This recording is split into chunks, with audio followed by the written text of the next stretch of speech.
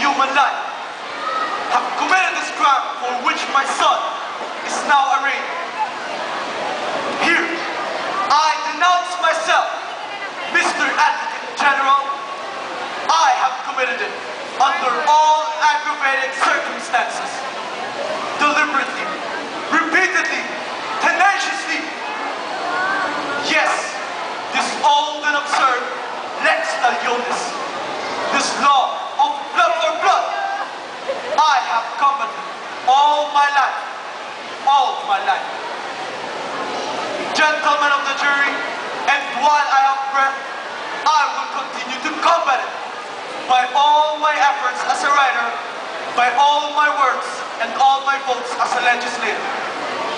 I declare it before the crucifix, before that victim of penalty of death who sees and hears us, before that gibbet to which 2,000 years ago, for the eternal instruction of the generations, the human law nailed the divine. In all that my son has written on the subject of capital punishment, and for writing and publishing that for which he is now on trial, he has merely proclaimed the sentiments with which from his infancy I have inspired him. Gentlemen jurors, the right to criticize the law and to criticize it severely, especially a penal law, is placed beside the duty of amelioration, like the torch beside the work, under the artisan's hand. The right of the journalist is as sacred, as necessary, as imprescriptible as the right of the legislator. What are the circumstances? A man, a convict, a sentenced wretch is dragged on a certain morning to one of our public squares. There, he finds the scaffold. He shudders. He struggles. He refuses to die. He is young, yet only 29. Ah, I know what you will say. He is a murderer. But hear me. 2 officers seize him. His hands, his feet are tied. He throws off the 2 officers. A frightful struggle ensues. He uses the scaffold against the scaffold. The struggle is prolonged. Horror seizes on the crowd.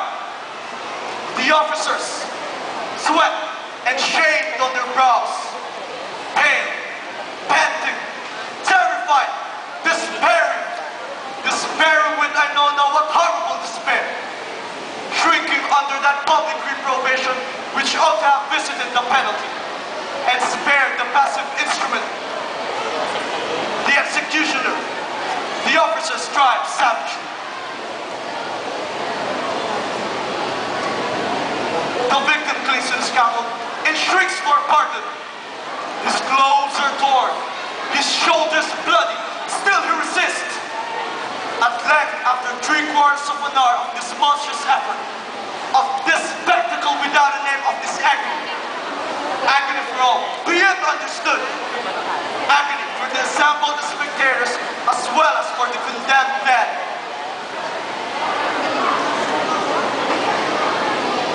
After this age of anguish, gentlemen of the jury, they take back the poor wretch to his prison. The people breathe again. The people naturally merciful hope that the man will be spared. But no. The guilty, though vanquished, remains standing. There it prowls all day in the midst of sickened population. And at night, the officers, reinforced, drag forth the wretch again, so bound in his butt an inert weight. They drag him forth, haggard, bloody, weeping, bleeding, howling for life, calling upon God, calling upon his father and mother. And for like a very child had this man become in the prospect of death. They drag him forth to execution.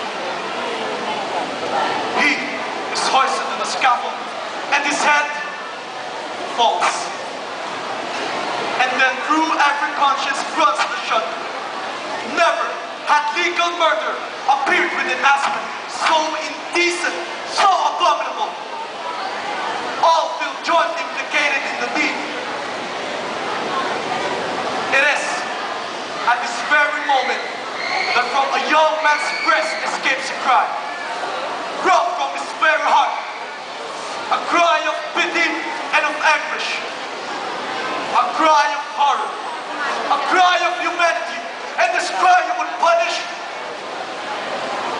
And in the face of appalling facts, which I have narrated, you would say to the guilty, thou art right, and to pity, saintly pity, thou art wrong.